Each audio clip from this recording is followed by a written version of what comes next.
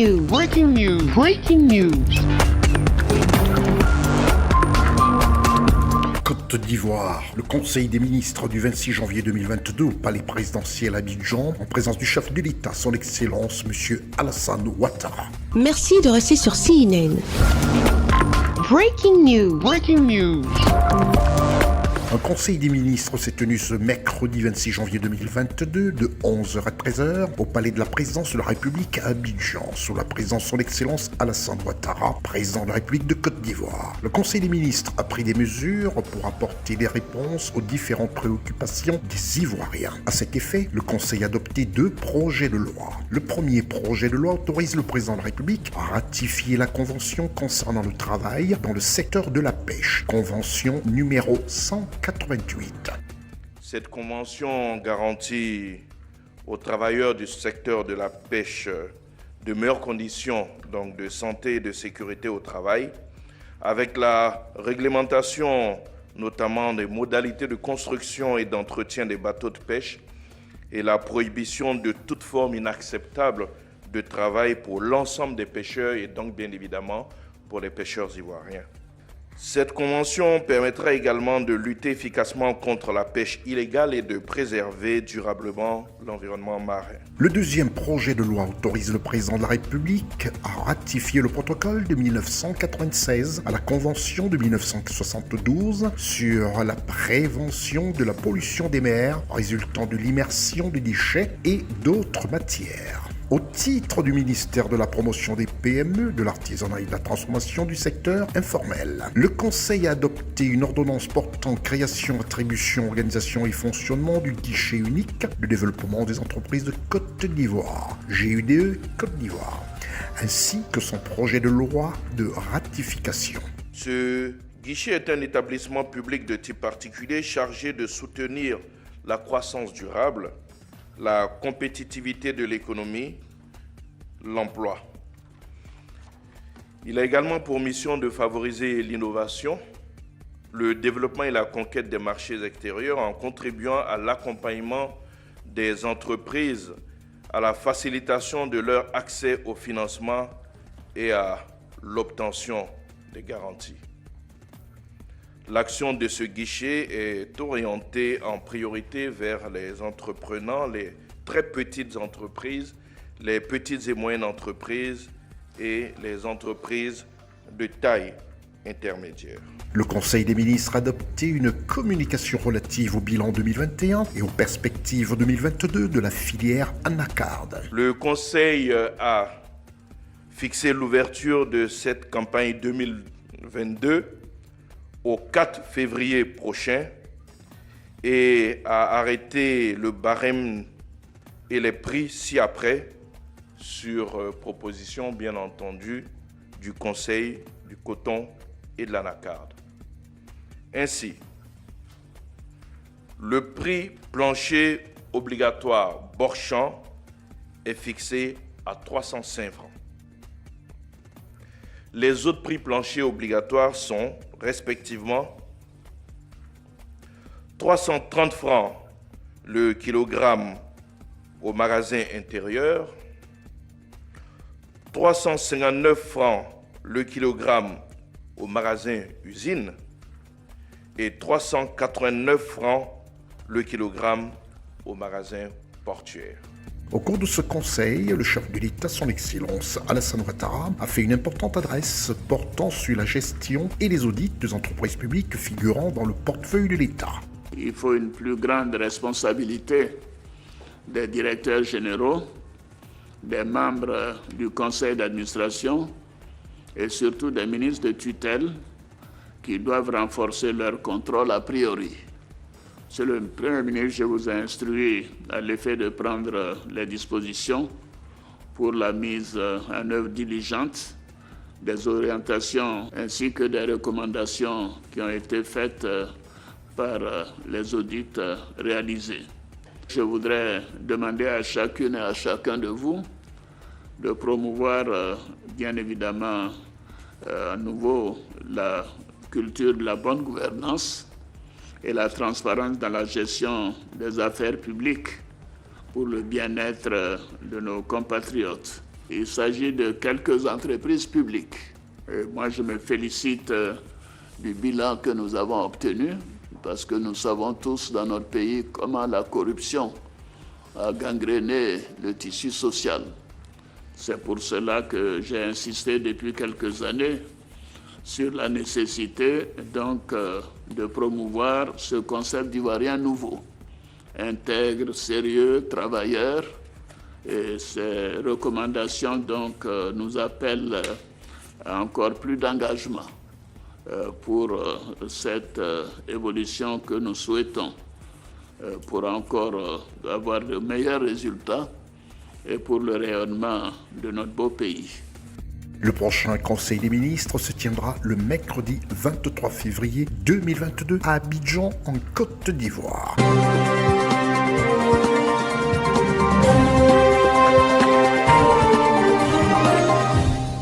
C'est un match aux allures d'un combat entre David et Goliath qui s'est joué ce lundi 24 janvier entre le Cameroun et les Comores au complexe sportif d'Olembe. Sans gardien de but de formation et avec de nombreux absents à cause du Covid-19, les chances de qualification des Comoriens semblaient presque nulles avant le début de la rencontre. Face à eux, les Lions indomptables, invaincus depuis le début de la compétition et habitués à jouer les premiers rôles, étaient logiquement ultra favoris pour remporter la partie.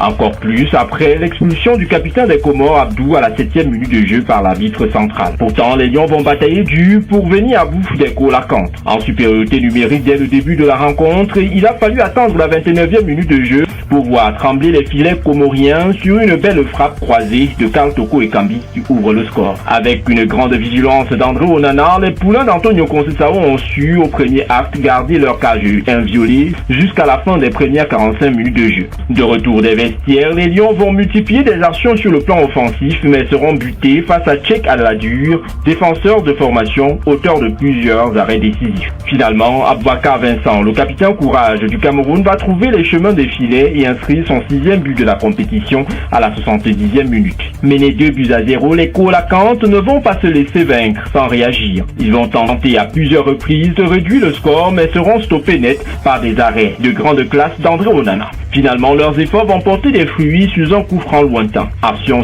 sur laquelle l'attaquant Changama va inscrire le but de l'espoir pour le peuple des Comores à la 81e minute de jeu. Pendant une dizaine de minutes, les hommes d'Ami Abdou vont alors tout donner pour tenter d'égaliser mais vont finalement s'incliner face aux 5 fois champions d'Afrique du président Paul Biya. Héroïque pendant 90 minutes, à l'image de leur gardien de fortune, les Comoriens quittent la compétition par la grande porte. En s'imposant 2-1 face aux Comores, les Lions indomptables ont validé leur ticket pour les quarts de finale de la Coupe d'Afrique des Nations. Ils affronteront la Gambie qui s'est imposée devant la Guinée 1-0. Les Lions ont gagné la partie, mais c'est une victoire peu célébrée et diminuée par un drame survenu à l'entrée sud du stade d'Olembe. Un peu plus de 8 personnes ont perdu la vie suite à une bousculade à l'entrée de ce complexe sportif. On note également plusieurs blessés en soins intensifs pris en charge conjointement par l'État du Cameroun et la Confédération africaine de football. Un incident qui vient non seulement porter un sérieux coup à la victoire des Lions indomptables, mais aussi et surtout à la suite de toute la compétition.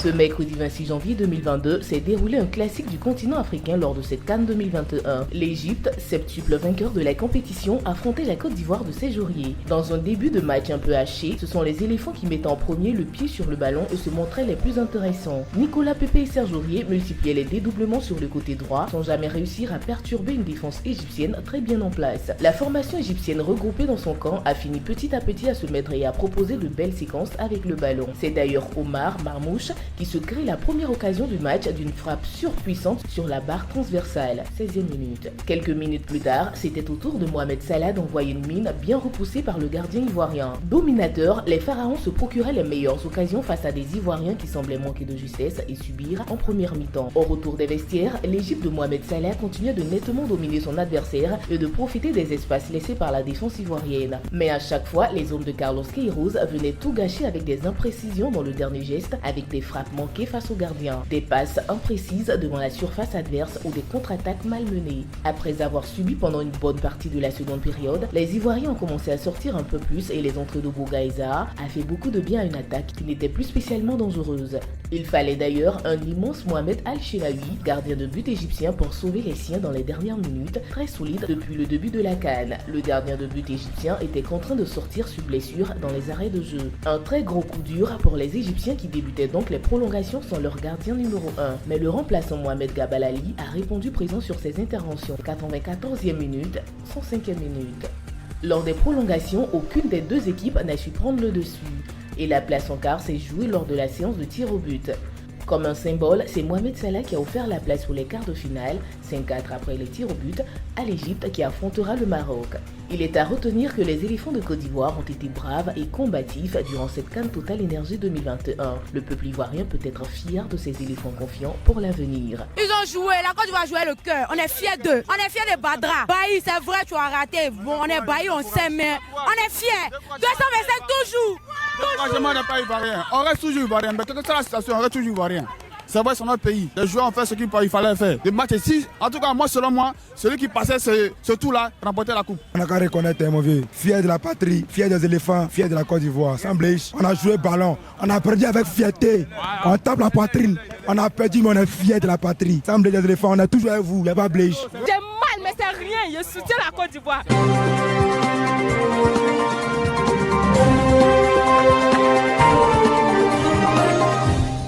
325 millions de francs CFA, c'est le budget du projet annuel de performance de l'ensemble national voté ce 21 janvier lors du conseil de direction de cette institution attachée au ministère des Arts et de la Culture sous la présidence de Pierre Ismaël Biloumpa. Durant cette 5e session ordinaire du conseil de direction de l'ensemble national, le patron des Arts et de la Culture au Cameroun a présenté en présence du directeur de cette institution Ghislaine Etamba Belémé et Joyce Ngende-Seng, directeur adjoint, le budget du projet annuel de performance de l'ensemble national pour 2022, chiffré à plus de 325 millions de francs CFA. Pour le ministre des Arts et de la Culture, c'est un budget qui va non seulement permettre à l'ensemble national d'amorcer avec sérénité et efficacité la phase d'opérationnalisation progressive et rationnelle de ses principales missions, mais aussi et surtout de soutenir et de favoriser les autres sous-programmes. Ce que nous allons présenter lors de cette 5e session ordinaire du conseil de direction de l'ensemble national vont porter déjà sur le plan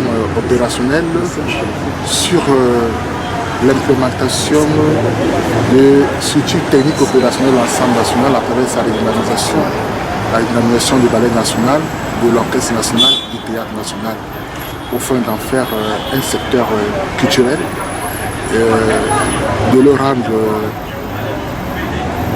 capable de produire des biens et des services et de l'organiser. Ensuite, nous avons aussi le plan support, la mobilisation des ressources financières, l'amélioration du cadre de travail des commissions de travail et le développement des ressources humaines. Voilà ce sur quoi nous allons présenter l'ensemble. Nous allons présenter aux différents membres du conseil de gestion de l'ensemble national ce matin. Dans le détail, Ghislaine Léandre Etamba a pour sa part dévoilé la feuille de route de ce programme annuel de performance. Le décret qui porte organisation de l'ensemble national, le décret 2014-1001-PM du 14 mai 2014 qui porte aussi sur son organisation et son fonctionnement et qui relève en ces différents points que l'ensemble national a des missions précises de consolidation, de réaffirmation de notre identité culturelle nationale. Nous devons donc, à partir de nos différents déploiements techniques opérationnels, redorer le blason de l'ensemble redorer le blason de notre structure à travers la consolidation de l'unité nationale et de l'unité.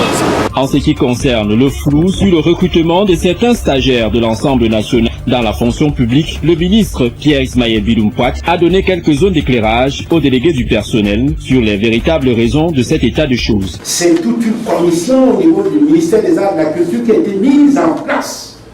Et nous avons obtenu le haut accord de contractualisation de tout ce qui avait le statut de temporaire au moment où les structures techniques, les ministères techniques partenaires compétents, le ministre des Finances est là, le représentant du ministre est là pour qu'il rappelle que le problème est temporaire qu'on recrute voici qu'on paye par pige, pour que l'école trimestre a été suspendu. Que fallait-il faire d'eux? Il fallait les contractualiser. Monsieur le délégué du personnel, c'est tous les anciens membres de l'ensemble national qui ont revendiqué être des grands détenteurs de diplômes, licence, master, bac et autres. C'est quand il s'est agi devant le ministre de la fonction publique de compléter le dossier qu'on a trouvé et des faux diplômes. Et ceux qui n'en avaient pas, même pas le BPC. On a contractualisé ceux qui avaient les diplômes. Que fallait-il faire de cela? Parce que la majorité de ceux-là avaient parfois le CEP. Quand ils allaient être recrutés, on leur a montré ce qu'ils allaient toucher. C'est à ce niveau qu'on a dit on trouverait moyen d'entente. Ceux qui n'ont pas donné les diplômes à cet instant, qui reviennent maintenant, ont été marqués par l'indiscipline. Les décisions de l'administration ne s'accommodent pas des humeurs des personnes qui n'étaient pas là, ils ne savaient pas, alors qu'il y a eu des réunions. Ça a eu des carrières de destin de l'homme. Ceux qui ont été recrutés l'ont été. Au terme des travaux, les membres du Conseil ont recommandé au directeur de l'ensemble national de poursuivre ses efforts de restructuration en cours afin de s'arrimer aux nouvelles orientations de la stratégie nationale de développement baptisée la SND 30. Merci d'être sur CNN, la télévision autrement. Les programmes se poursuivent. Retrouvez en ligne toute l'info en continu sur CWeb Info, 100% info, non-stop.